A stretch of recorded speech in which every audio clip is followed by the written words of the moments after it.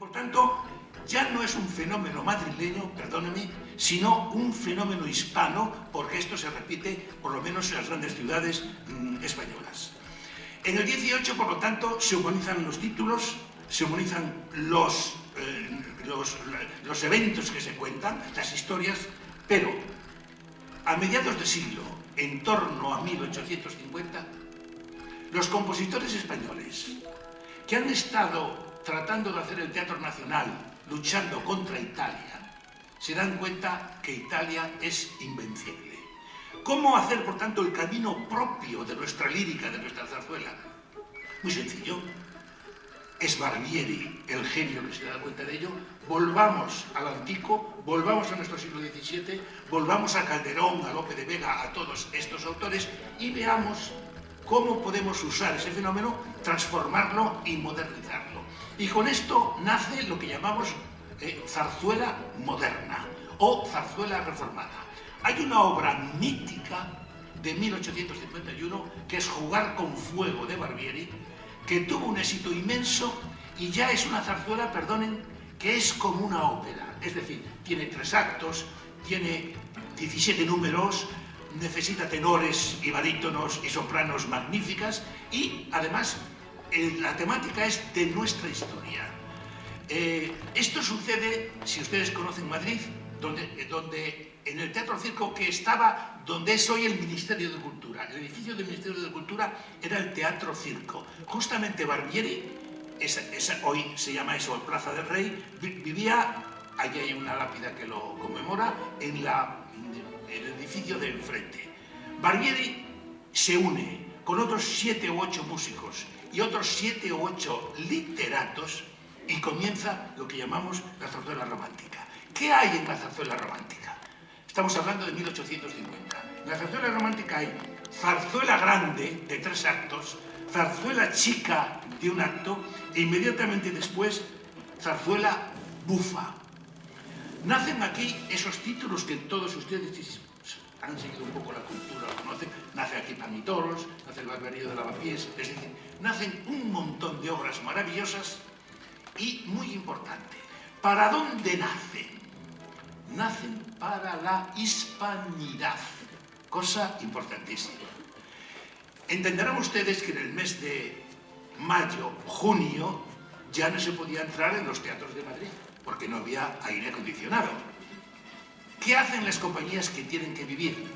Bajar a Cádiz unas, tomar el barco e irse a Uruguay, Argentina, Chile, el recorrido de verano, y otros desde Lugo o La Coruña irse a ese sitio, a esa otra España, que era La Habana, de La Habana, México, de México, es decir, todo Centroamérica. Por lo tanto, aunque les parezca imposible, alguna zarzuela estrenada en España, por ejemplo, Jugar con fuego, solo 3 meses después se hizo en Buenos Aires.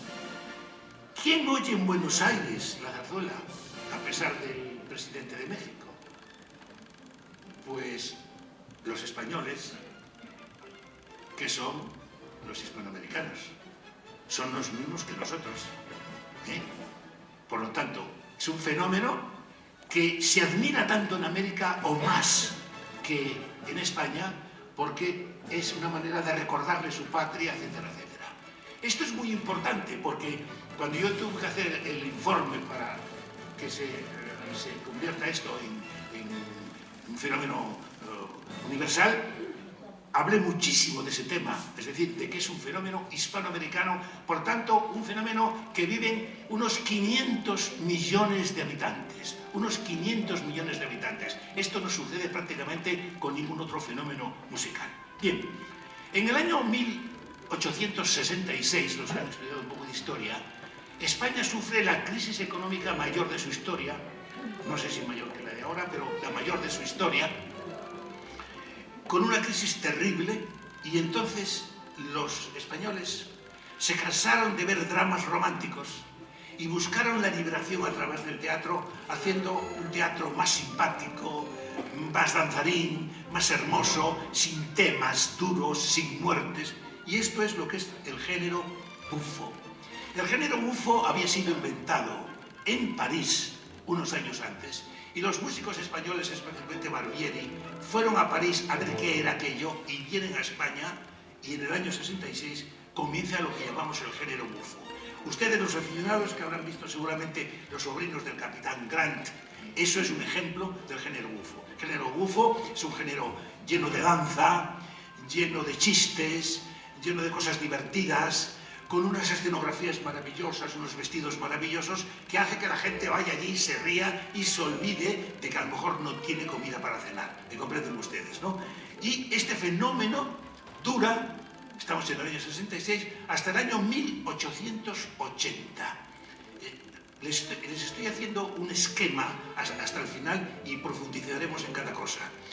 ¿Qué pasa en 1880? En 1880 pasa que también el género bufo había entrado en crisis y entonces Chueca, el gran Chueca, decide que es el momento, seguramente, de hacer un teatro más entretenido, más divertido, sin menos problemas y más corto. ¿Por qué más corto? Porque en el siglo XIX, aunque les parezca raro, se pagaba la entrada según la duración. Si uno iba a ir a ver una ópera o una zarzuela de un acto, un real. De 2 actos, 2 reales. Los 2 reales me lo estoy inventando, ¿no? Para que se den cuenta. De 3 actos, 3 reales. Y entonces dice, ¿por qué no hacemos estas obras pequeñas para que pueda ir todo el mundo y nos permita ¿qué? Pues hacer una sesión a las 5, una a las 7, una a las 9 y la última para golfos a las 11 de la noche. Está él con una zarzuela discurriendo qué hacer con una zarzuela que tiene entre manos que se llama La camisa de la Lola, y entonces entra uno de los escenógrafos, de los literatos más importantes de España del momento y le dice, ¿qué estás haciendo? Dice, pues estoy terminando una pequeña obra de un acto que se llama La canción de la Lola. Y le dice el músico, oyes, pero tienes el libreto. Dice, pues no, me estoy inventando el libreto. Dice, pues vamos a inventarlo entre los dos. Y entonces hacen una obrita que se llama La camisa de la Lola, que tiene un tema y un aria preciosa que dice esto. La camisa de la Lola, un chulo se la llevó. La camisa ha parecido, pero la Lolita no. A partir de aquí nace el género chico. Esa cosa que oyen ustedes, género chico, género chico. El género chico nace en 1880, dura casi hasta el 1910 y se hacen, escuchen, más de 3.000 obras de género chico. Una producción mayor que la del cine ahora, probablemente. Una producción industrial, porque hay un consumo inmenso. No sé si han pensado ustedes en qué se divertían sus tatarabuelos, en el año 1880. Pues había toros, había teatro, había zarzuela y una cosa muy importante, había salones de baile. 18 salones de baile en Madrid. ¿Qué sucede? Que la gente se divierte en el campo de la zarzuela, en el campo de los bailes, bailando. Lo que hace el género chico es, punto 1, tocar todos los temas del día a día, pero ponerles una música maravillosa donde lo esencial es la danza. No solo porque se baila, sino porque lo que se canta casi siempre tiene ritmo de danza. Esto significa que el consumo de la zarzuela es masiva, es continua, como hoy, o sea, la juventud oye rock, o bueno, el rock está muy superado, oyen estas últimas cosas que no hay que las oye, por cierto, de los últimos tiempos. Es decir, la música en la zarzuela está imbricada, no solo en eso, sino en el asunto que trata. Si ustedes meditan qué se dice en la verbena de la Paloma, la verbena de la Paloma es como una crónica de un periódico. Se habla del aceite de recino, se habla del calor que hay en Madrid, se habla, no se olviden, buena está la política. Y el ayuntamiento, es decir, entonces la gente que va allí va a oír algo maravilloso, algo que le concierne, algo que le interesa, y perdonen, puesto divinamente en música. ¿Creen ustedes que se puede cantar mejor el dolor, con perdón, de ser criada en aquellos años, pobre chica la que tiene que servir. Es decir, eso...